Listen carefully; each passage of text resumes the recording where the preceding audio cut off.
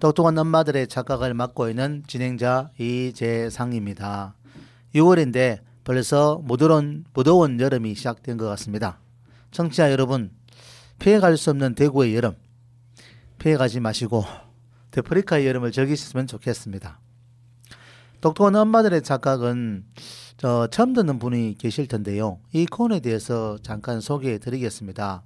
똑똑한 엄마들의 착각이라는 것은 엄마들이 고등교육을 받았지만 엄마로서는 처음 경험하는 초보자이시기 때문에 이 엄마들을 위한 코너입니다. 자녀를 키우면서 잘못 알고 있거나 오해하고 있는 생각들, 특히 자기가 자라왔던 방식으로 키우는 경향이 있습니다. 그것을 알려드리기 위해서 이 코너를 만들었습니다. 패널로 송유미 교수님과 함께하고 있습니다. 송유미 교수님, 안녕하세요. 네, 안녕하세요. 똑똑한 엄마들의 착각 코너에 여러분과 함께 하게 되어서 늘 기쁘게 생각합니다. 대구사이버대학교 사회복지상담학과의 교수로 있고요. 또 가까운 여기 율화동의 행복한 가족 만들기 연구소에서 소장으로 있으면서 마음이 아픈 아이들과 또 그 부모들을 대상으로 상담을 해오고 있고 또 그 부모들이 좀 아이들을 좀 제대로 양육해 가자라는 어떤 그런 의미에서 또 부모 교육을 또 해오고 있고요. 또 관련해서 이 가족과 관련된 연구도 하고 있고 또 심포지엄이나 또 포럼, 워크숍 등 다양한 형태로 주민들과 함께 하고자 하고 있습니다. 예. 지난번에는 잠깐 괴물 보보에 대해서 잠깐 소개해 드렸는데 오늘은 괴물 부모에 대한 이야기를 자세하게 들어볼까 합니다. 자녀를 아예 낳지 않거나 한 명, 많아야 2명 낳는 시대인데 아이는 귀하고 무조건 잘 자라야 합니다. 그러다 보니까 어느 가정이든지 내 새끼 지상주의가 매우 강합니다.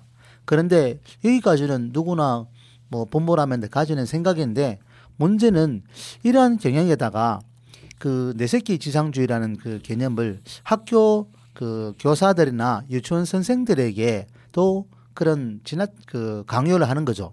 학교 활동에 대해서 지나치게 간섭하거나 어느 경우에는 어떤 협박으로 들릴 수 있는 그런 정도까지 간섭하는 경향을 말합니다. 일본에서는 20년 전에 괴물 부모 때문에 몸살을 앓았는데 한국에도 그런 경향이 뚜렷해졌다고 합니다. 청취자분들께서 많이 기대하실 텐데요. 본격적인 질문과 답변에 들어가기 전에 노래 한 곡 듣고 가겠습니다. 여름의 시작이니까 듀스의 In Summer를 듣고 출발해 보겠습니다.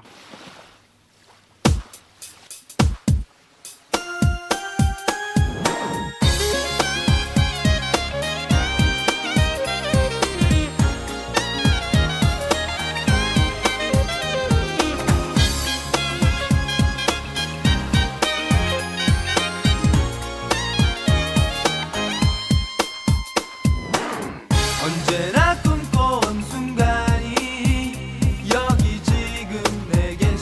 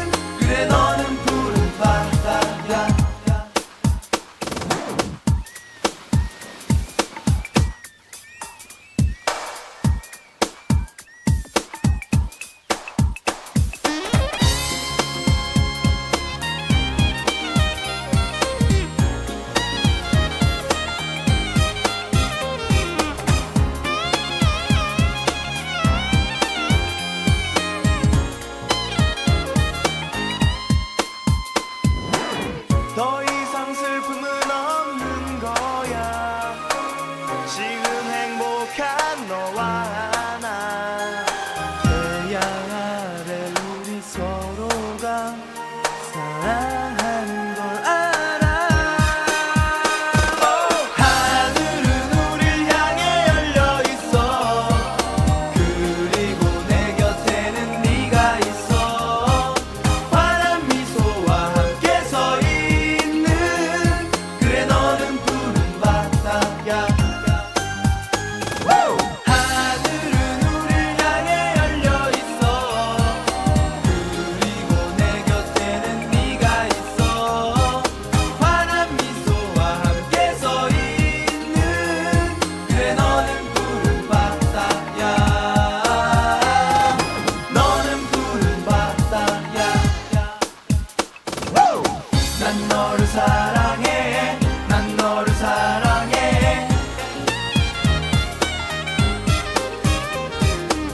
난 너를 사랑해. 난 너를 사랑해. Come closer. I love you.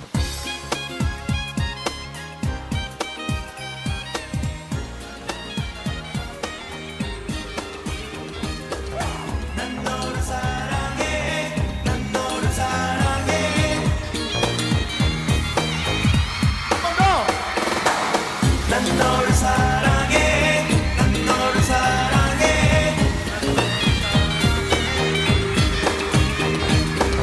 난 너를 사랑해. 난 너를 사랑해. 또 한 번 더. 난 너를 사랑해. 난 너를 사랑해.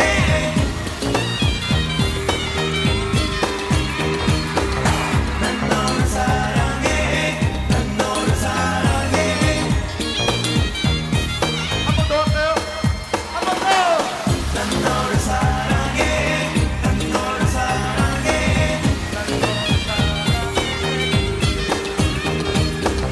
난 너를 사랑해. 난 너를 사랑해.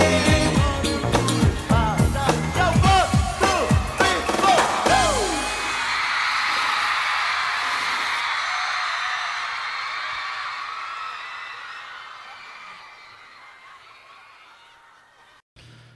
예, 오늘은 괴물 부모에 대한 이야기를 나누려고 합니다. 괴물 부모라고 하니까 일반 사람들은 좀 생소한 단어인데요.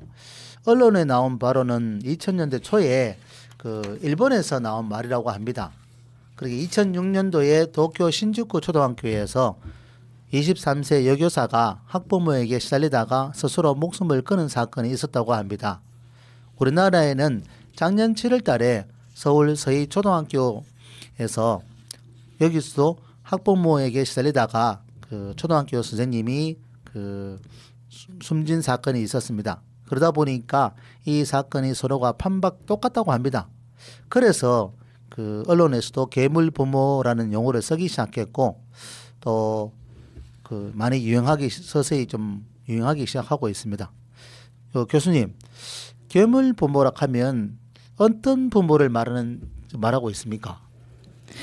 네, 괴물 부모라고 하면은 이제 그 부모가 이 아이나 그리고 또 교사나 또 학교 당국에 좀 지나치게 좀 개입하는 어떤 그런 경향성을 가진 그 부모에 대해서 이제 우리가 괴물 부모다라는 용어를 쓰게 되는데요. 교사들에게는 담임 맡는 동안 임신하지 말라. 또 내 아이는 청소시키지 말라. 또 들판에 나가 내 아이가 햇볕에 탔으니 피부를 원상복구시켜라. 또 내 아이 사진이 적으니 수학여행을 다시 다녀오고 사진을 잘못 찍는 담임을 교체하라. 등등 이러한 말들로 그 담임 교사에게 지나치게 요구하는 부모들, 이것을 이제 괴물 부모의 일반적인 어떤 그런 모습으로 이야기를 하고 있습니다.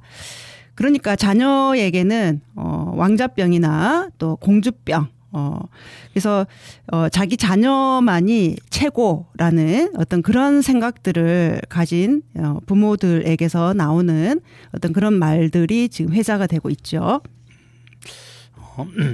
이거는 괴물 부모란 용어는 일본에서 사용했다고 하는데 한 20년 만에 또 한국에서 사용하게 된 것 같아요. 그러면은 일본이나 한국이나 어떤 이런 괴물 부모가 등장하게 된 어떤 배경이 있을 텐데요. 그 배경이 어떤 공통점이 교수님 있나요? 네, 일본이나 한국이나 뭐 또 뭐 홍콩까지도 이야기를 하면서 이제 아시아권에 있는 이런 어떤 국가들의 어떤 공통점으로 이야기를 하고 있는데요. 잘 아시겠지만 일본도 그렇고요. 또 홍콩도 그렇고 또 우리 한국도 이 저출생이 굉장히 심각해지잖아요. 그래서 그만큼 이제 아이가 귀해지다 보니까 좀 과잉 보호하는 어떤 그런 습관이 있고요. 그리고 또 우리가 이제 핵가족 체제로 지금 들어서면서 이 대가족 체제가 이제 붕괴가 되고, 그리고 그 과정에서 이 아이들에 대해서 어떤 도덕적인 또 그런 또 가치적인 그런 부분에서 훈육할 수 있는 공동체가 사라진 것. 이런 것들에 공통점이 있는 것 같고요. 또 우리가 핵가족 체제 안에도 있지만은 뭔가 좀 모순적인 여전히 핵가족 체제이지만은 이 대가족 체제와 같은 이 가부장제적인 문화는 여전히 남아 있고 그래서 아빠들은 돈을 벌어 오고 또 엄마가 또 독박 육아하는 이런 경우들 이런 것들도 이제 공통점이라고 볼 수 있을 것 같아요. 그래서 이 학벌 사회가 이제 주로 되다 보니까 어떤 자녀의 어떤 입시라든지 또 어떤 성적에 대한 부분에 굉장히 또 신경을 많이 쓰게 되고 그리고 그 성적에 대한 어떤 그런 책임을 아이가 가지기보다는 오롯이 이제 엄마가 그 책임을 가지면서 자기 자신의 삶을 희생해 가면서 또 아이에게 지나치게 올인하고 또 그 아이를 또 지나치게 통제하는 어떤 그런 부분도 또 공통점이라고 볼 수 있겠고요.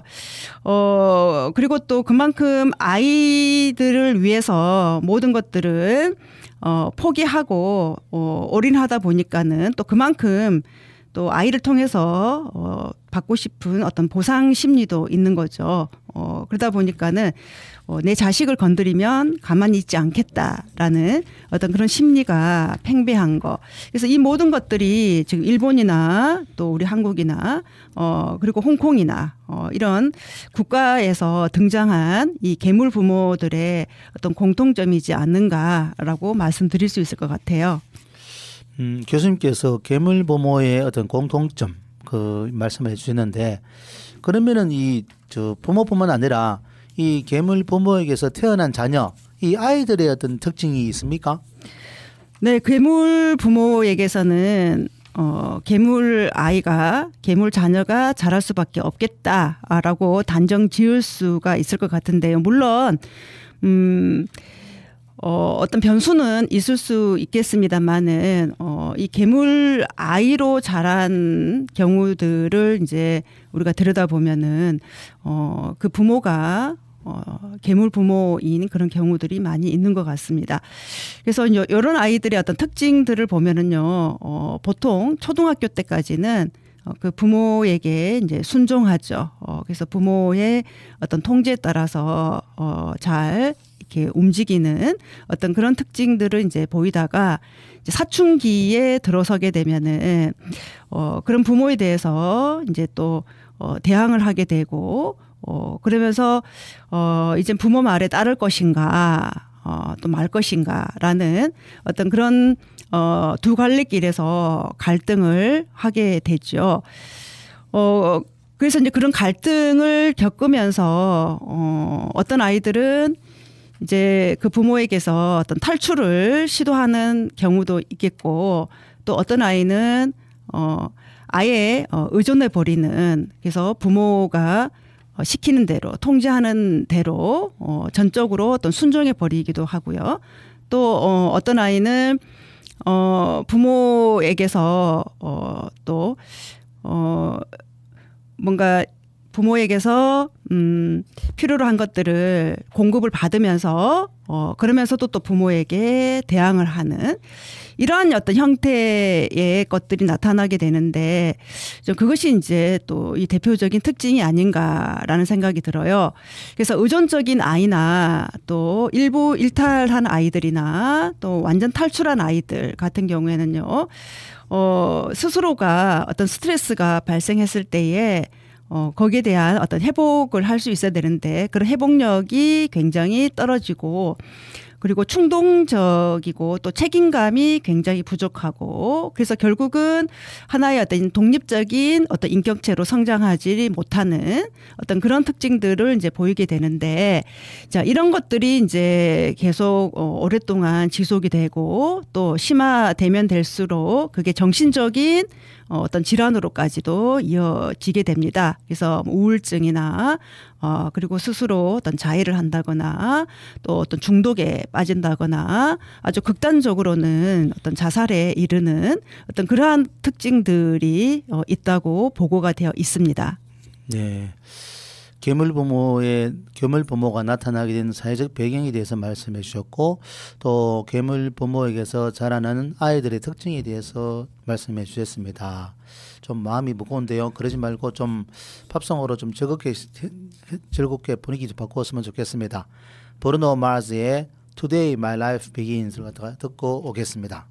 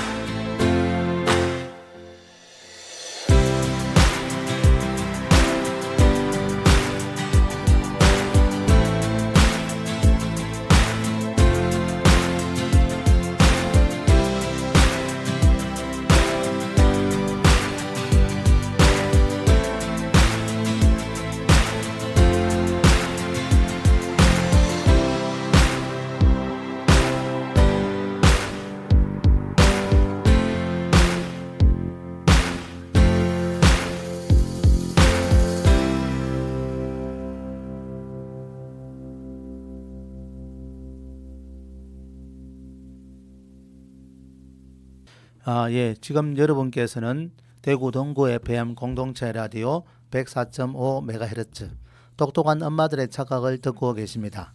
요즘 언론에 등장하는 계물 부모에 대해서 성님이 행복한 가정 만들기 연구소 수장님과 이야기를 나누고 있습니다.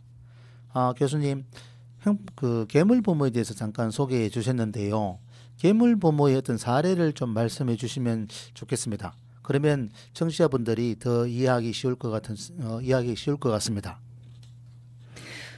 네, 계물 부모의 사례. 네, 지난 2023년 7월 21일부터 23일까지 4월 동안에 현직 교사들 2,000명을 대상으로 민원 사례를 이제 모은 바가 있는데요. 총 2,077건의 학부모 민원 사례를 하나의 어떤 책으로 묶은 어떤 문서가 있어요. 여기에 소개된 어떤 서너 개를 발췌해서 소개해 드리도록 하겠습니다. 먼저 이 저녁 늦게 휴대전화로 연락을 해서 선생님 하루에 칭찬 한 번씩 꼭 해주세요. 오늘 칭찬 못 들었다고 하던데요. 이제 이런 것도 있고요. 또 받아쓰기에서 틀린 것을 표시했더니 교장실로 찾아가서 아이 마음 다치니 빗금 치지 마세요. 라고 또 항의를 한 경우도 있고요. 또 자녀가 다툼의 원인을 제공했는데도 우리 아이가 사회생활을 한 유치원 때부터 지금까지 사과할 일은 단 한 번도 한 적이 없습니다. 왜 우리 아이가 사과해야 하나요? 라고 오히려 더 화를 내는 이런 경우도 있었고요. 또 새벽에 문자가 와서 알림장이 짧아요. 성의가 없습니다. 학교 활동 좀 보고 싶으니까 사진 찍어서 보내주세요. 이런 식의 어떤 민원들이 교사에게 많이 제기가 되었다고 하거든요. 그래서 일부만 정말 말씀을 드린 거고요. 뭐 그 외의 것들도 이렇게 들여다 보면은 정말 학부모가 도가 지나쳐도 너무 지나쳤다라는 생각이 들 만큼의 어떤 민원들이 많이 이제 그 선생님들로부터 또 민원들이 많이 쏟아졌습니다. 이렇게 민원을 제기하다고 하니까 놀랍기도 합니다. 사례를 들어보니까 사례들마다 교사들에게 간섭하고 또 지나치게 요구하고 이렇네요. 이것을 좀 뭐 보시면 교수님께서 좀 추가적으로 설명해 주시면 좋겠습니다. 네, 2077건의 학부모 민원 사례들을 쭉 이제 나열을 해서 그것을 또 관련된 내용들로 이제 이렇게 카테고리화 했을 때에 보면은 아이의 생활 관리에 대한 무리한 요구, 그리고 또 시험 및 진도, 그리고 또 학력 지도에 대한 월권과 개입, 또 교사 평가에 기반한 압력 행위, 또 특권 부여 압박, 또 과도한 책임을 전가한 부당한 요구, 그리고 학교 폭력 및 학생 간의 갈등에 대한 교사의 지나친 개입, 또 교사 개인에 대한 또 과도한 개입, 또 교사의 학생 지도에 대한 과도한 개입과 요구, 이렇게 여러 형태로 해서 그 학부모들이 어떤 교사에게 또 부당하게 또 과하게 또 그 아이들을 위해서 요구한 부분들이 많다라는 거를 더 추가적으로 말씀드릴 수 있을 것 같습니다. 또 교수님께서 말씀하신 내용을 듣고 보니까 근데 이걸 아이를 키워본 부모 입장에서 보면 이게 일반 학부모들이 학교나 교사에 대해서 지나치게 개입하거나 또 아니면 어떻게 부당하게 이렇게 전가한다는 것으로 비춰지는데요. 또 그렇게 비춰집니다. 그렇지만 부모가 자기와 자기 아이를 위해서 이런 행동을 한다고 생각하면 또 이해되지 않는 측면도 이해되는 측면도 있는 것 같습니다. 교수님 좀 어떠신지요? 이런 사례들을 보면은요, 정말 부모들이 아이들을 정말로 사랑하는구나라고 우리는 그렇게 느낄 수가 있는데요. 글쎄요, 사랑이 너무 지나치게 되면은 그것이 독이 된다라는 거를 모르는 것 같습니다. 이 아이에게도 그리고 또 교사에게도 너무 선을 넘어도 한참 넘은 거죠. 선을 넘었다라는 거는 그 아이의 어떤 자율성이나 또 아이와 교사 간의 또 뭔가 그런 관계에서 또 일어날 수 있는 그런 모든 부분들을 그 부모가 좌지우지하고 있다라는 것을 이제 알 수가 있거든요. 근데 그것이 결국은요, 파국으로 간다라는 거를 모르는 것 같아요. 그래서 아이는 아이대로 자신의 자율성을 상실하게 되고, 그리고 또, 아이와 교사하고의 관계에서, 뭔가 어떤 그런 어떤 관계는 또 하나의 어떤 사회성의 그런 관계를 자연스럽게 또 배우고 익히게 되는 건데, 그것마저도 그 부모가 방해하는 그래서 최종적으로는 오롯이 아이도 교사도 그 부모에 의해서 모든 것들이 이루어져야만 된다라는 그런 어떤 독선적인 이런 부분들로도 이야기를 할 수가 있을 것 같거든요. 그래서 결국은 아이도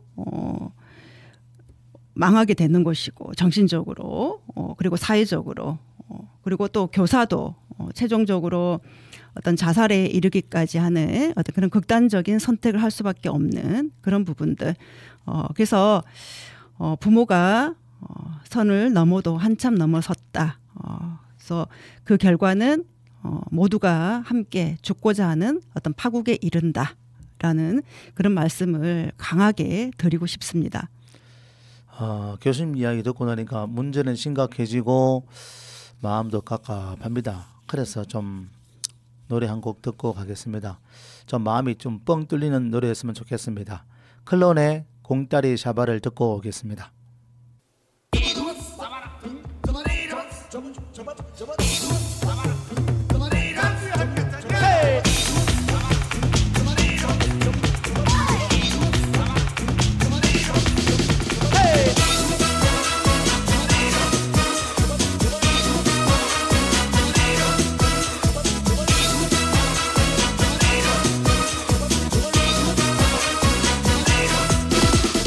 마음이 울적하고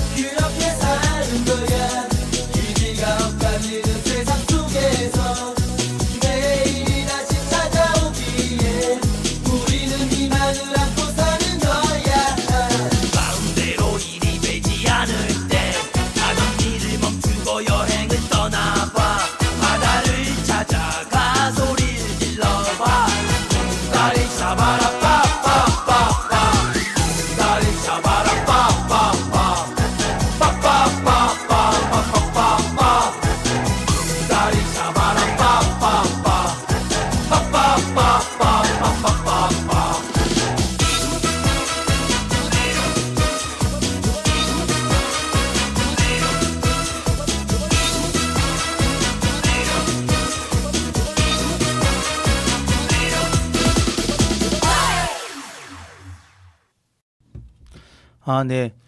계물 부모에 대한 이야기를 나누고 있습니다. 계물 부모가 그 교사들에게 부당한 압력을 행사하거나 지나치게 간섭하고 있는데요. 이런 행위를 보면 진짜 부모가 아이를 사랑하는 행위로 비춰질 수도 있다고 생각됩니다. 그렇지만 실제로는 정신적인 문제를 가진 부모들이 수두룩하다는 말씀을 해주셨습니다. 그럼 이런 부모들은 아이들을 어떻게 키우는지 이들의 양육 방법이 참 궁금하거든요. 이런 부모들은 과연 아이를 어떻게 키우고 있을까? 교사들에게 요구하는 대로 자기 자신의 아이들에게도 하고 있을까? 참 이게 궁금한데요. 교수님 어떻습니까? 네, 부모가 아이에게 기대하는 대로 아이가 과연 이루어갈까? 그런데 그렇지 않은 경우가 굉장히 많습니다. 자신의 아이에게 해주고 있는 부모들은요, 즉 교사들에게 요구하는 대로 실제로 자신들이 그렇게 하고 있는 부모들은요, 저렇게 요구하지 않습니다. 애당초 요구하지도 않고요. 그것을 또 이 아이와 어떤 교사하고의 그런 어떤 관계로서 스스로에 대한 영역인 거지 부모의 영역이라고는 생각하지 않은 거죠. 그러니까 이 자신의 아이에게 해주고 있지 않은 부모들이 다른 사람들에게 요구하고 있다는 거, 그것이 맞는 것 같습니다. 근데 보세요. 요구하는 것들이 얼마나 저급합니까? 뭐 아까도 말씀드렸지만은 햇볕에 타니까 못 나가게 하고, 또 아이가 틀린 문제에 또 줄을 끊지 말라고 그러고, 뭐 이런 것들, 그것이 이제 담임을 교체해야 되는 어떤 그런 사안으로까지 이어가고, 참 이해할 수 없는 부분이거든요. 저는요, 이것을 이제 계물 부모의 이중성이다라고 말하고 싶거든요. 이 자신은 교사에게 아이 중심으로 내 아이만을 바라봐 달라고 하면서 정작 자신은 아이를 통제하고 자기가 원하는 대로 하지 않고 또 성과를 보여주지 않으면은 또 아이를 또 비난하고 또 평가절하하고 그리고 또 다른 사람들에게도 자신의 자식만 또 바라보게 또 요구하고, 그 모든 것들이 저는 그 부모의 사랑의 착각이지 않은가라는 생각이 들어요. 그래서 누구에게 요구하는 것이 아이에게 최선을 다하고 있고 아이를 사랑한다라는 어떤 그런 생각들, 그것이 저는 어떤 사랑의 착각이다라고 보고 있는 것이고요. 이것이 이제 우리 대한민국의 이 부모들의 어떤 자화상이지 않은가라는 생각을 이제 하게 됩니다. 네. 교수님께서 한마디로 계물 부모의 이중성이라고도 말씀해 주셨는데, 부모가 교사에게 지나치게 간섭하고 요구하는 부모들의 일수로 자녀들에게는 제대로 케어하고 있지 못하다, 제대로 돌봄을 하고 있지 못하다, 이렇게 이해되는데요. 맞습니까, 교수님? 네, 그렇죠. 그러니까 좀 딜레마, 좀 이해가 안 되는 부분도 있습니다. 그러니까 자신이 부모가 자녀들을 제대로 키우고 제대로 돌보고 있다면 교사들한테 지나치게 요구하지 않을 건데, 그러니까 지금 현재 나타나고 있는 거는 자녀에게 제대로 돌보고 있지 못하기 때문에 그 행위를 교사들한테 전가하고 투사하면서 지나치게 간섭하고 요구한다, 이 말씀이죠. 그렇죠. 보통 우리가 여기 이제 아까 계물 부모의 어떤 이중성이라고 이제 말씀을 드렸는데요. 이것을 또 원초적으로 들여다보면은요, 부모 스스로가 이 교사들에게 요구하고 있는 것이 내면화되어 있지 않다. 부모 자신의 내면에 그러한 것들이 채워져 있지 않다라고 볼 수가 있어요. 그래서 본인이 채워져 있지 않으니까 아이에게 할 수 없는 거죠. 그런데 그것을 이 교사가 그 역할을 하도록 자신이 가지고 있는 어떤 부모로서의 어떤 서비스권, 그러니까 교육 서비스의 어떤 그런 권리, 뭐 이런 거를 가지고서 지나치게 교사에게 요구하고 있다. 예, 이렇게도 말씀드릴 수 있을 것 같습니다. 알겠습니다. 여기서 노래 한 곡 듣고 오겠습니다. Maroon 5의 Won't Go Home Without You. I asked her to stay, but she wouldn't listen. And she left before I had the chance to say, oh, the words it would mend, the things that were broken. But now it's far too late. She's gone away. Every night you cry yourself to sleep, thinking, why does this happen to me? Why does every moment have to be so hard? Hard to believe that it's not over tonight. Just give me one more chance to make it right. I may not make it through the night. I won't go home without you. The taste of her breath I'll never get over. The noises that she made kept me awake. Oh, the weight of the things that remained unspoken built up so much it crushed us every day. Every night you cry yourself to sleep, thinking, why does this happen to me? Why does every moment have to be so hard? Hard to believe it, it's not over tonight. Just give me one more chance to make it right. I may not make it through the night. I won't go home without you. Oh, it's not over tonight. Just give me one more chance to make it right. I may not make it through the night. I won't go home without you. Oh, all the things I felt but never really showed. Perhaps the worst is that I ever let you go. Should not ever let you go.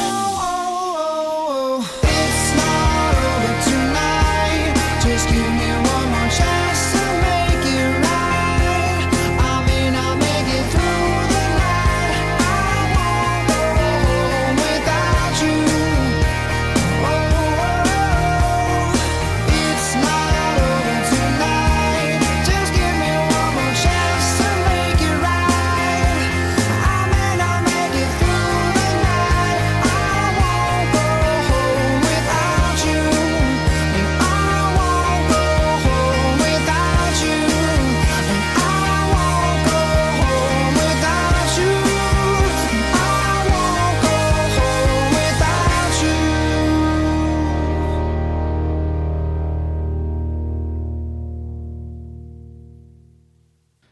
예, 여러분께서는 똑똑한 엄마들의 착각 코너를 듣고 계십니다. 지금은 괴물 부모의 원인과 실태에 대해서 송림이 행복한 가족 만들기 연구소 수아님께서 이야기하고 계신데요.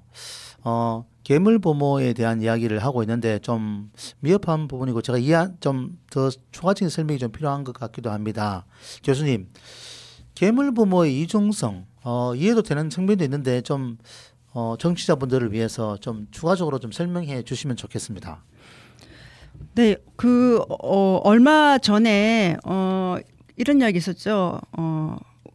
우리 아이는 뭐 왕의 DNA를 가지고 태어났다. 뭐 이런 이야기 아마 들어보셨을 텐데, 이 계물 부모들은요, 이 교사들이 자기 자녀를요 신처럼 또 왕자나 공주처럼 이 대접하도록 요구하면서 정작 자신은 자녀를 거침없이 막 대한다라는 거예요. 이것이 이제 이중성이라는 거죠. 그래서 이 이중성이 어디에서부터 나왔을까라는 그런 부분들, 그것이 이제 저는 애초에 그 계물 부모의 어떤 내면화를 이제 들여다봤을 때에 본인이 그런 신처럼 왕자나 공주처럼 대접받고 싶은 거예요. 그런 대접을 스스로가 받지 못했기 때문에 그것을 아이를 상대로 해서 그 교사가 자신에게 대하듯이 자녀에게 신처럼 왕자나 공주처럼 이렇게 대접하도록 요구한다라는 거예요. 근데 이 과정에서 보면은 본인은 다른 사람에게는 자녀를 신처럼 왕자나 공주처럼 대접하라고 하면서 정작 자기 자신의 자녀에 대해서는 거침없이 막 대한단 말이에요. 그래서 이런 과정에서 이 아이들은요, 이 청소년기에 이르게 되면은 큰 혼란에 빠집니다. 뭐가 맞느냐라는 거죠. 이 부모의 양면성을 수용할 것인가, 거부할 것인가에 대한 어떤 큰 딜레마에 빠지게 된다라는 겁니다. 이 계물 부모들의 내면을 보면은요, 굉장히 불안해야 합니다. 또 화가 또 많이 나 있습니다. 무엇이 그리도 불안한지, 또 무엇에 그리도 화가 나 있는지, 이것을 정확하게 스스로가 보지 않고서는요, 아마 이 계물 부모의 어떤 끝까지 갈 가능성이 높아요. 이 계물 부모의 끝은 파국으로 치닫고 있는 사례들이 지금 곳곳마다 나타나고 있거든요. 교사들은 자살에 이르기도 하고요. 또 그 계물 부모에게서 자란 그 아이들은요, 그런 부모의 이중성 때문에 이러지도 못하고 저러지도 못하는 그런 것들로 이 마음의 이 병까지 또 앓게 된다라는 거죠. 그래서 이 정신적인 어떤 문제들을 가진 이 아이들이 계속 늘어날 수밖에 없는 어떤 그런 현실들, 이것들은 아마 우리 대한민국에서 여러 어떤 사건 사고들을 접하면서 흔히 볼 수 있게 되는 겁니다.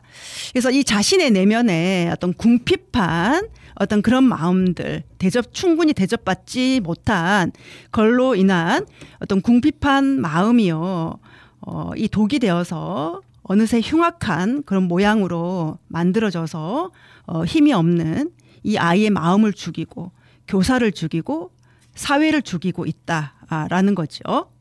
그래서 지금 가장 먼저 우리가 좀 해결해야 될 부분들은요, 바로 그런 독이 된 마음을 가지고 있는 그 부모 자신의 그 마음을 객관적으로 들여다보면서 그 마음의 독을 빼내는 작업, 이것부터 해야 되는 거, 이것이 이제 1순위로 우리가 해결해야 될 부분이다라는 말씀을 드리고 싶습니다.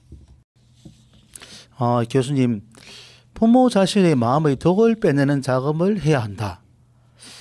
이해도 되면서, 그러면 이 독을, 자기 자신에 있는 마음의 독을 어떻게 빼야 된다는 말씀인가요? 지금 여러 사례들을 통해서 보면은요, 부모와 아이가 너무 많이 좀 밀착되어 있고, 그리고 또 과하게 이 교사에게 요구하는 것도 밀착되어 있다라고 볼 수가 있거든요. 즉 밀착이라는 거는요, 이 감정적으로 그렇게 지나치게 연결되어 있다라는 겁니다. 그래서 저는 그런 감정적, 정서적으로 연결되어 있는 그런 부분들이 이제는 분리가 되어서 부모는 부모대로, 아이는 아이대로, 교사는 교사대로 이 개별화되어져야 하는 것이 이 독을 빼내는 중요한 작업이지 않은가라는 생각을 합니다. 즉 이제 분리 개별화가 이루어져야 한다라는 거죠. 저는 이제 지금까지 계속 많은 어떤 사례들에서 말씀드렸듯이 이 자녀를 양육하는 데 있어서 이 부모의 필수적인 과제는 바로 분리 개별화다라고 강조해 왔었죠. 이 분리 개별화의 실패는요, 각종 병리적인 문제의 출처가 되고 있습니다. 이 계물 부모도 한번 들여다보면은요, 그들은 부모 자신의 삶이 없습니다. 부모 자식의 삶이 부모 자신의 삶이 되는 것이고, 그래서 이 부모와 이 자식의 삶이 분리되지 못한 채로 이 자녀를 계속 일거수일투족 따라다니고 있는 거죠.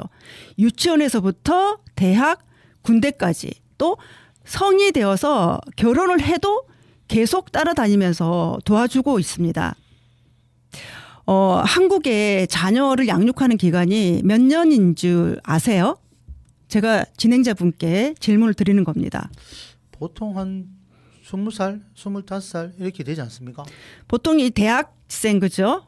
네. 대학생을 기준으로 해서 이야기를 하는데요. 근데 실제로 이제 어느 한 그 조사 자료에서 이야기하기를 이 한국의 자녀 양육 기간은 평균 35년이라고 이야기합니다. 그래서 세계에서 가장 길다고 하거든요.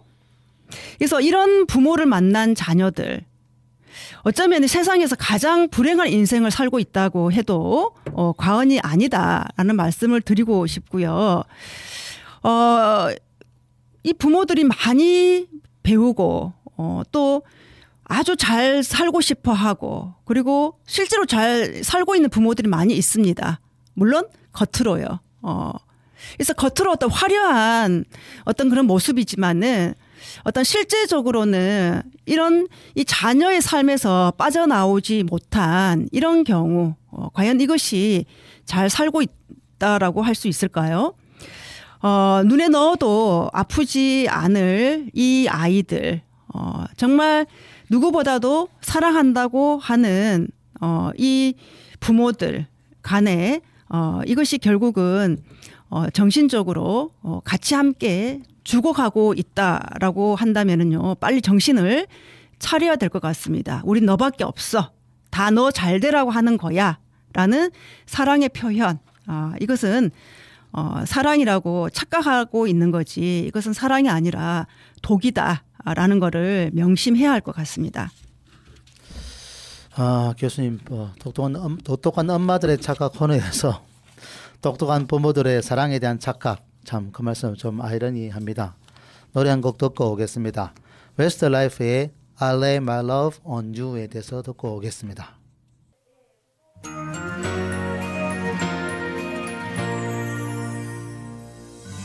Just a smile and the rain is gone. Can hardly believe it, yeah. There's an angel standing next to me, reaching for my heart. Just a smile and there's no way back. Can hardly believe it, but there's an angel calling me, reaching for my heart. I know that I'll be okay now. This time it's real. I lay my love on you.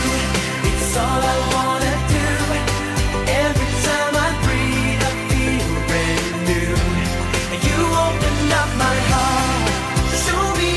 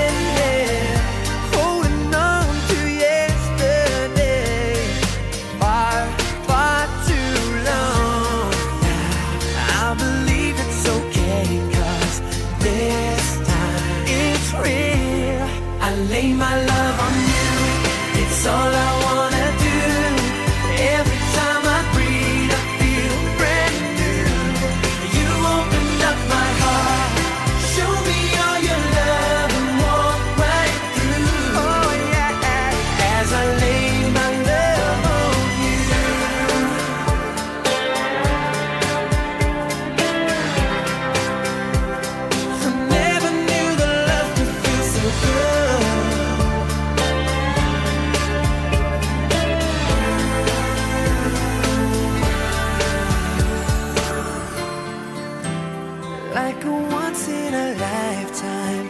You changed my world. I lay my love on you. You make me feel brand new. Show me your love and walk right through. Oh yeah. As I lay my love on you, it's all I wanna do. Every time I breathe, I feel brand new. You opened up my heart. Show me all your love and walk right through. 'Cause I lay my love on you. I lay my love on you. You make me feel brand new. You opened up my heart. Show me all your love and walk right through. Yeah. As I lay my love on you. As I lay my love on you. 네, 오늘 저출산 시대에 출연한 괴물 부모, 그 괴물 부모에게서 자라는 아이들, 이 문제를 해결하기 위해서 분리개별화에 대해서 말씀을 주셨습니다. 분리개별화, 늘상 몇 번씩 그 해결책으로 듣는 이야기입니다만은 분리개별화에 대해서 한 번 더 강조해 주시고 이야기해 주시면 좋겠습니다. 네, 부모는요, 더 이상 자신의 자녀를 소유하려는 마음을 버려야 합니다. 부모는 부모대로, 자녀는 자녀대로 분리되어서 각자의 개체임을 알아야 하는 거죠. 부모는요, 자녀에게 자신을 대신해서 무언가를 이루어 줄 것을 기대하지 말고 정말 본인이 이루고자 하는 것이 있다면은요, 스스로가 이루십시오. 왜 자녀를 통해서 부모가 이루고자 하는 것을 그거를 확인하려고 하느냐라는 거죠. 자녀는 자녀대로 부모와는 상관없이 이루고자 하는 게 있습니다. 부모는 그것을 이룰 수 있도록 서포트 해주면 됩니다. 그것이 부모이고 그래야만 둘 다 살 수 있습니다. 그렇지 않으면은요, 결국은 파국으로 가게 되는 거죠.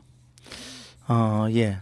오늘 괴물 부모에 대해서 말씀해 주셨는데, 부모와 자식이 살아갈 수 있는, 서로 상생하면서 서로가 잘 살아갈 수 있는 방법에 대해서 이야기를 해 주셨습니다.